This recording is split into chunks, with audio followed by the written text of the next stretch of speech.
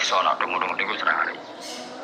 Ya saya ulang lagi ya. Jadi kesalahan kita adalah kebenaran itu kita sembunyikan. Padahal awal dikenalnya Islam itu lewat i'lam. Fasda bima tu'maru. Kebenaran harus dimaklumkan. Tapi problemnya Islam Indonesia tuh kadang humul tuh bangga. Nggak dikenal orang itu bangga gini-gini. Oke lah, kalau yang nggak, saya sendiri ya suka humul. Sampai sekarang saya suka humul. Saya sampai sekarang nggak suka tamu. Bukan karena benci tamu, ribet. Maksud saya kalau sowan kiai yang ngaji saja, rasa sowan, oh ribet. Lucu kan, seneng Gus Bak jare wong alim. Terus senengnya mau sowan tok ngaji ra gelem piye karepe. Wong kok aneh. Iku berarti waduh karo kowe seneng dokter, di konsultasi obat ra gelem tak ngajak jagungan. Dok, jenengan tiyang pundi? Jenengan manggen dalam niki mulai tahun pinter. Lah yo kowe takok dokter kemalan. Mesti nek kowe takok lara mopo, bate opo kok malah kenalan. Pindah Jogja tahun pinten, Dok? Dan jenengan kawin mriki tahun pinten? Lha jare Gus Bae wong alim sowan ngono. Jenengan kelahiran tahun pinten, Gus? Zaman dinosaurus. Wong alim takoki lahir iki piye karepe? Sesuk tak takok pisan matiku kapan, Om? Coba betapa naifnya kita kalau kita suka dokter. Terus kemudian kamu takut dok kelahiran tahun pinten jenengan. Aneh kan? Nah, aku seneng dokter mergo mau konsultasi berobat ya ngomong saja apa yang kamu butuhkan. Aku seneng wong alim yo ngaji titik. Kalau kayak misalnya seneng artis, kalau konser artisnya takut kelahiran tahun piro. Kamu penting artis ayu buat dulu seneng, wes sudah gitu aja. Wong alim yo ngono ngaji seneng. Kadang wong Jawa lucu seneng wong alim sowan. Terus takut-takut. Mana kudu diobat ngono yakin. Maksudnya bu sing profesional, maksudnya sing rontok bener sithik lah dadi wong. Coba bener nemen-nemen gak mungkin wis bener sithik-sithik. Makanya kemarin ngaji apa Nasrul Libat kan gitu, mujalah satu ulama artinya apa? Fi majlisil ilm ketika ngaji orang kok mujalah satu ulama ataupun sowan mata nongkrong gitu tuh. Kalau termasuk kiai yang kampanye ini, kalau termasuk kiai terkenal tapi sing tampil rapati kata gue jaga masya Allah tenan sedodo. Hukum kudu tutupat sidik-sidik maksudnya. Maksudnya ya sudah lah. Ya tadi hubungan wong alim ya sudah ngaji. Kalau hubungan sama dokter ya tanya konsultasi apa medis. Kan lebih enak hubungan bidukun es takos mbak ini menyangking bunti. Kau jangan termemel ngelafat nopo. Kalimatnya sing jelas karena apa nak termemel mati nak jelas kok orang mati kok piye. Kono aku ya gugupan bidukun. Wong kalimatnya ra jelas kok mati. Nak jelas. Mati. Kok nak jelas kita bodoh ini. Ayo gumun mantra aku mesti kan. Rumah tenanan kalimatnya terus jelas. Dukun-dukun dulu. Kok mati, tidak jelas malah mati, tenan boro ya raro. Ya saya ulang lagi ya, jadi sebab itu di Quran sering ada kata ilamu, kenalilah, ketahuilah. Jadi awal dari agama ini adalah harus tahu. Maka menyangkut harus tahu ini lalu Allah bikin media. Media itu apa saja. Tapi lalu kita bisa berdebat tentang media, itu yang kita tidak tahu nanti hisabnya di depan Allah Subhanahu wa Ta'ala. Saya sampai sekarang itu nggak tahu, nggak pernah bilang halal, nggak pernah bilang haram. Misalnya gini ya buat ini dengerin ini. Di Korea ini sering teman-teman cerita. Ada beberapa majikan yang baik sama umat Islam, yang bekerja Muslim itu kalau dipamiti sholat kan, Pak majikan saya mau sholat. Sholat itu apa? Mereka bilang dengan bahasa analogi di Korea, pokoknya sholat itu sembahyang. Ketika sholat itu ditanya sama orang Korea, loh kamu itu sembahyang kok tidak ada patungnya? Karena pengetahuan mereka yang namanya sembahyang itu ada patung. Ada yang baik, apa sekalian tak belikin patung? Jadi orang Islam pas sholat tuh didelok ngarepe dhuwure kok gak ono patung. Ono sing habis sujud tuh digambarno salib. Mergo dene denger-denger kalau karena tidak tahu Islam itu apa. Sementing ada personifikasi Tuhan.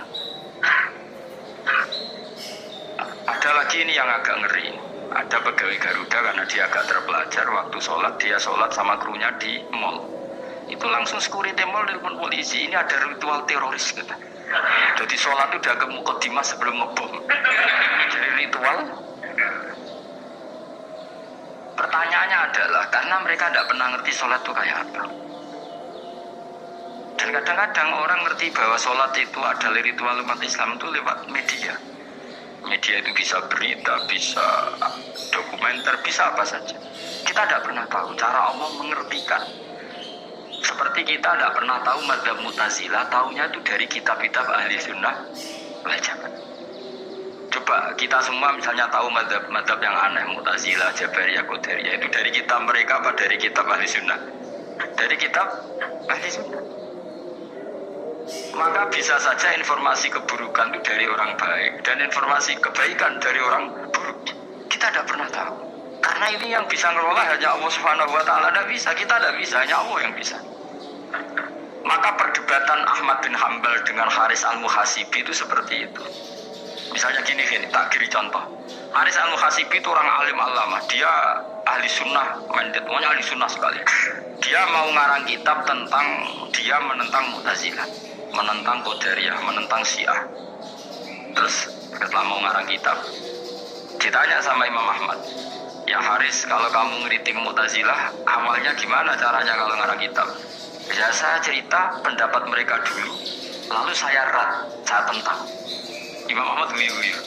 Bukankah setelah kamu cerita madzhab mereka plus argumentasi mereka, jangan-jangan pembacanya sudah tertarik? Pas kamu nentang, kamu sudah dianggap gawe-gawe. Karena kadung tertarik. Saya tak contoh wae, misalnya gini, kowe wis kira rasa baru dadi wong saleh biasa wae. Aku ono gambar wong wedok montok tak tulis, hindari ini. Kira-kira dene moto hindari apa gambare? Gak jawab kira-kira. Sebuah nikmati kata hindari apa? Sebuah eling-eling kalimat hindari apa gambare? Kira-kira. Padahal tulisannya apa? Hindari bahaya ini. Bahaya terus didelok. Terus eling-eling orang hindari deh tapi sama. Pendapat Mu'tazilah itu ada yang menarik. Misalnya gini, menurut Mu'tazilah, seseorang masuk neraka ya karena amalnya, masuk surga ya karena amalnya.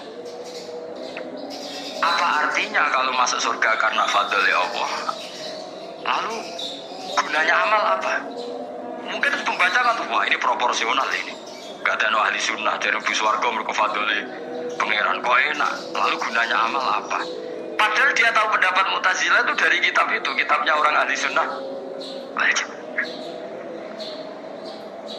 Gak pernah tahu kita. Ya saya ulang lagi, itu kan ibarat kayak KUHP. Kamu baca KUHP draft, terus kamu cocok, kamu mesti nyalahkan yang demo. Atau baca buku selebaran orang demo, kan terserah kamu kan punya akal, kan tetap milih. Tetap milih. Problemnya kata Imam Ahmad itu, ketika kamu menceritakan pendapat Mu'tazilah, bisa-bisa orang itu kadung tertarik. Ketika mulai kamu tentang, orang itu gak tertarik sama penentangan kamu. Berarti kamu ikut menyebarkan Mu'tazilah. Sama seperti tadi, gambar perempuan yang agak jorok tadi, sebetulnya tak tulisi kata hindari. Padahal Rukin gak tahu eling wong wedok, gara-gara tak kei gambar hindari bahaya ini malah jadi eling. Orang eling tulisannya eling. Nah hakikat saya ini penyebar kata hindari apa penyebar gambar itu? Coba.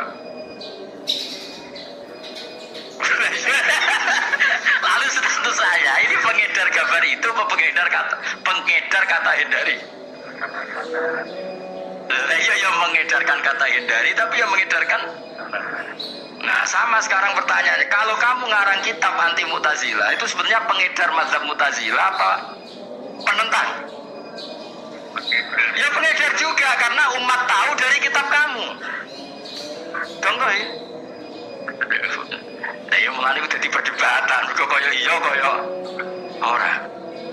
Juga tuh kali gini misalnya, kamu jangan milih presiden yang dari militer, itu pasti keras, tegas, terus kaku. Ternyata pembaca itu wataknya militer, lu cari yang begini, bosan kan kamu. Kau gak suka presiden sipil, gak tegas. Padahal kamu nulis itu untuk menggiring orang milih presiden. Jangan milih yang militer, pasti tegas, gak demokratis, gak nerima pendapat. Ternyata pembacanya suka sama punya pemimpin yang tegas. Habis kamu kan? Yang tahu hati orang itu siapa?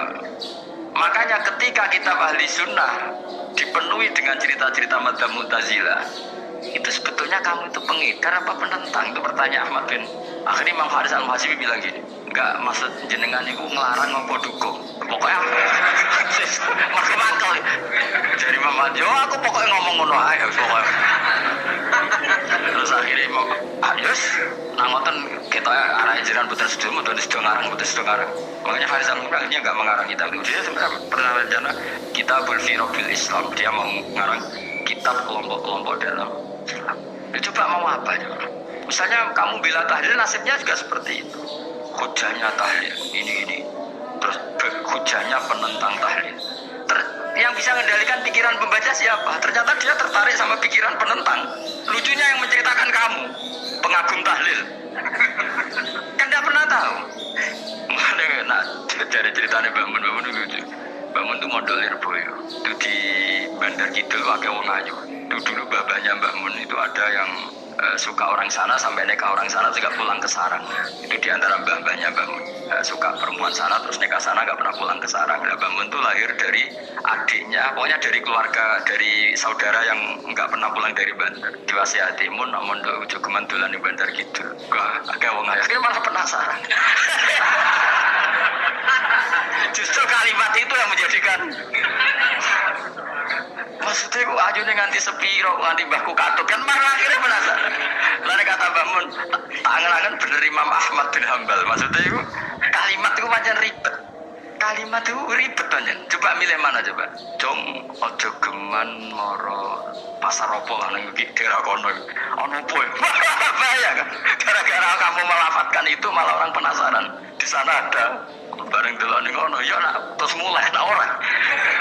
Nah, makanya pertanyaannya, pengarang buku juga kena hisab karena sebetulnya apa yang dia tentang orang lain menjadi tahu karena ceritanya dia. Coba kamu ngarang kitab saja yang anti Syiah atau anti Mu'tazilah atau anti Murji'ah atau anti otoritarian, mesti pembaca itu nggak bisa kamu kendalikan. Nah, itu juga rawan hisab, makanya berat. Wa walatus aluna yauma idzin anin naim. Semua itu nanti dimintai tanggung jawab oleh Allah Subhanahu wa Ta'ala. Karena kita tidak pernah tahu. Akhirnya Haris Al-Muhasibi gak ngarang kitab. Imam Ahmad itu tidak punya karangan kecuali riwayat Musnad Ahmad bin Hambal. Kalau ada 14 juz. Dia tidak punya karangan. Ketika ditanya, saya takut membuat hal baru dalam Islam. Karena karangan itu kan mesti melogikakan hukum. Sementara Allah tuh kadang nggak butuh dijustifikasi seperti itu. Jadi coro